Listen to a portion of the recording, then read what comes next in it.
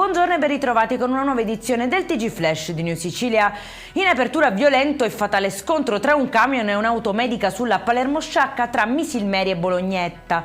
A perdere la vita un paziente dializzato trasportato a bordo del mezzo di soccorso e 2 operatori sanitari, indagini in corso per ricostruire l'esatta dinamica. Tenta di uccidere la moglie strangolandola e poi con un coltello. È successa a Biancavilla nel Catanese, dove è scattato l'intervento d'urgenza dei carabinieri post lite domestica, in manette un 56enne. Post antisemiti e minacce online finiscono sotto indagine. 2 persone del Palermitano dovranno ora rispondere di odio razziale e religioso. La Digos ha eseguito perquisizioni e sequestri informatici dopo la pubblicazione su X di contenuti contro la comunità ebraica.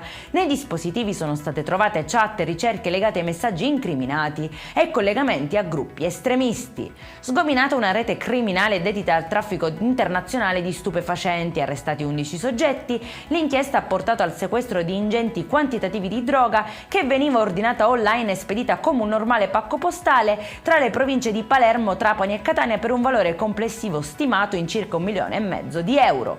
E in chiusura si era appostato lungo la circonvallazione di Catania per individuare l'auto giusta da colpire con una caramella, simulando così la rottura dello specchietto laterale per mettere in atto una truffa ormai collaudata. Ma il piano è fallito quando il 22enne, originario di Siracusa, ha preso di mira l'auto di un poliziotto della questura di Catania libero dal servizio ed è stato denunciato.